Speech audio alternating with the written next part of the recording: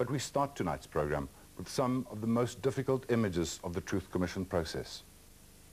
In most cultures, the bodily remains of a person are seen as more than just a collection of bones. It is important to most people that the person you loved should have a decent funeral. More importantly, knowledge of how a loved one had died and where he or she was buried is essential for closure. The Truth Commission dug up several marked and unmarked graves the last few days. On Monday morning, the TRC leads the family of slain Askari Brian Ngulunga to his gravesite at Vlakplaas, South Africa's most notorious death farm. Ngulunga was one of the black security policemen who lived and died in the dirty, sinister world of Vlakplaas. He was part of the team that brutally murdered human rights lawyer Griffith Mxenge in 1981. By 1987, Ngulunga was about to crack. He'd become too much of a threat to the Vlakplaas death squad. He knew too much, and he too had to die.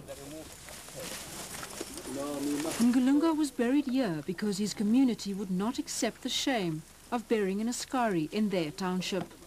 Today, his wife Catherine has finally come to reclaim his remains from the killing fields of Vlakplaas.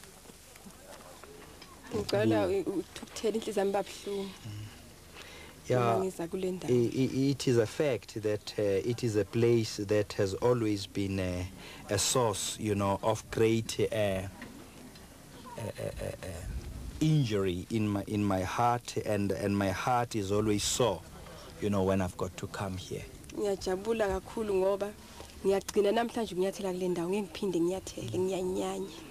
And I'm quite, you know, thrilled about the fact that possibly this is the last time that I will put my feet on this terrible and horrible place.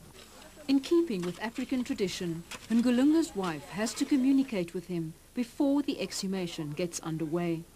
She sprinkles snuff around the tombstone and quietly talks to him, informing him of what is about to take place.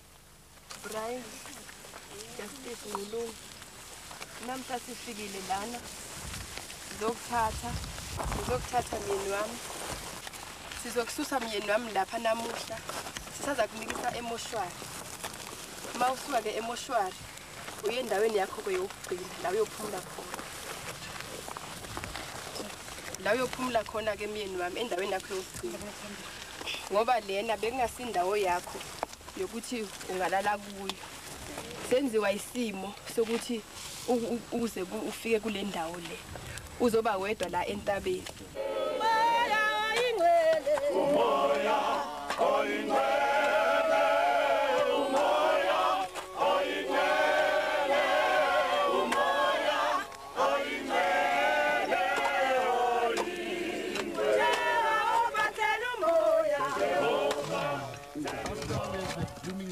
done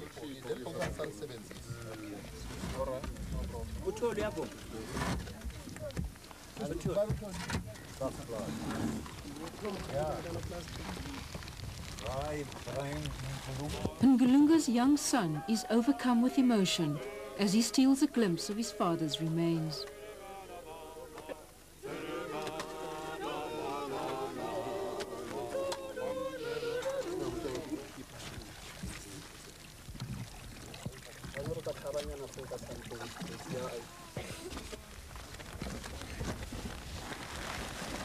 So much has been said about Vlakplaas, so much has been written about the place, and this is the very first thing that, a tangible thing that you can say we've discovered in Vlakplaas, Brian Ngulunga's remains, which were exhumed today.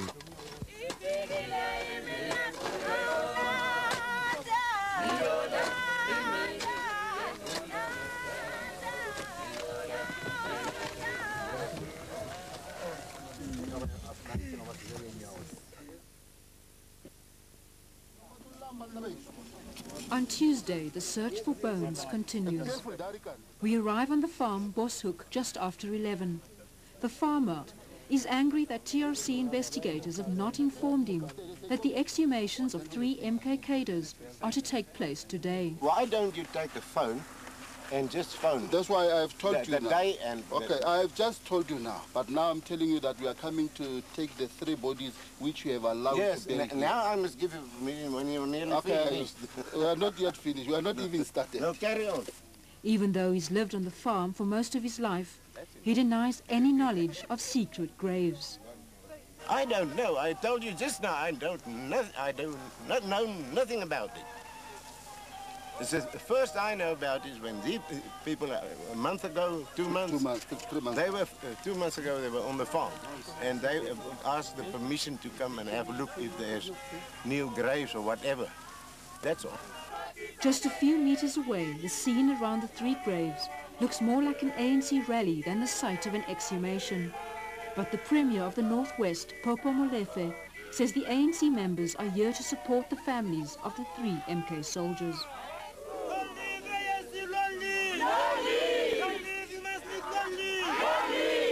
They have come here to unearth the remains of Watson MAJOVA, Aaron MAKWE, and another soldier known only as Kwedi. The 3 were murdered by the security forces at the nearby township of Klabane in 1985. Their bodies are believed to have been disposed of in these graves.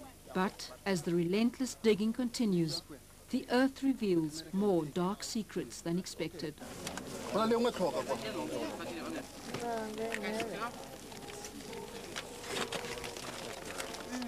Instead of 1 body, at least 4 bodies are discovered in this grave. Another 4 bodies are removed from a second grave, body after body, until finally a total of 12 heaps of remains, all wrapped tightly in these plastic bags, are lifted from the soil. The MAJOVA family say they have mixed feelings, because they still don't know which body belongs to their son and brother, Watson MAJOVA.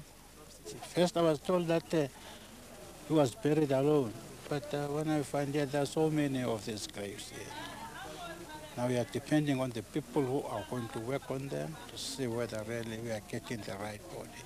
Now there's a feeling of anger and feeling of sadness, anxiety and happiness as well, you know. So that at last, even if we don't know, as you have seen, they've exhumed so many bodies. We don't know at the moment if he is, but we hope that that's my younger brother's bodies also amongst those. Aaron Makwe's family want the TRC or the government to take action against the owner of this latest death farm. Nobody can think that people can be buried here. But now my worry is, I want to know about this white man who is allowing these things here in his farm. It's difficult to see my brother in this desert like this. I mean, it's hard. There's nothing I can say it more. It's hard. I cannot even take anymore. I mean, if you look, white people, what have they done to our brothers? I mean, it's bad.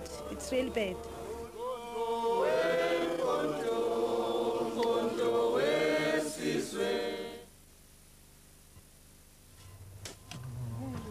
On Wednesday, the TRC travels to Tabazimbi, the Mountain of Steel, where they exhumed the remains of MK soldier Selby Mavuso, so that he too can be given a more dignified reburial.